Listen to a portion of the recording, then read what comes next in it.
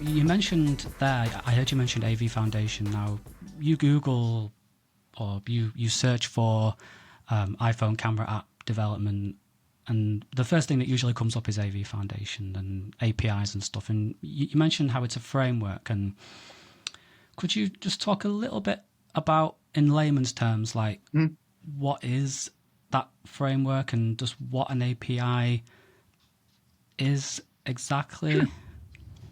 So if you've ever done any coding, then you've probably used a print statement, or you maybe displayed something on screen. And if you've done any coding in the last 30 years, you did need to understand what was going on when you say print to screen or display a square on screen.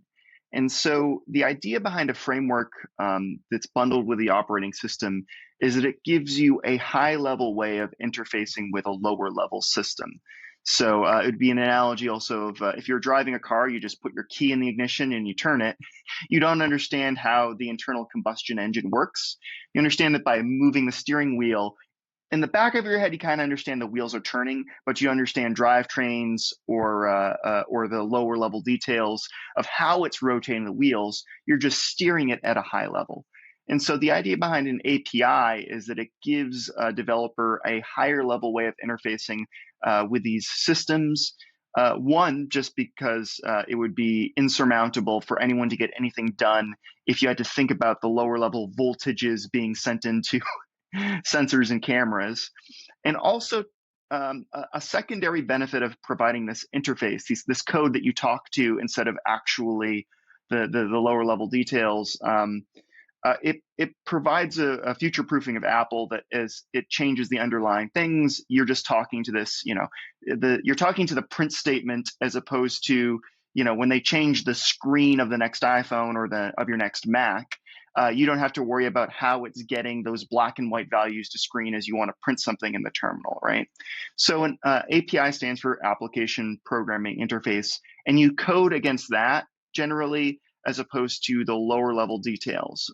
Another example would be, when you're talking to a network, if you've ever, in a web browser, if you've ever done web development and you've had to make a call to load a network request from somewhere, you've talked to, they call it the ever-friendly XML HTTP request. Although if you're using a library like jQuery or whatever, I guess, I don't know, React as networking, I don't do web development anymore. You'll usually talk to the library rather than the lower level, more confusing APIs.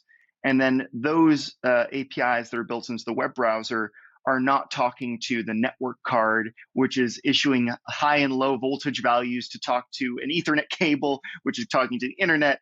And it would make your mind explode if you thought about all of these stacked abstractions on top of each other that make it easier for us to function at these high levels without understanding all the details that's going on underneath. So an API is just a high level way of talking to lower level systems.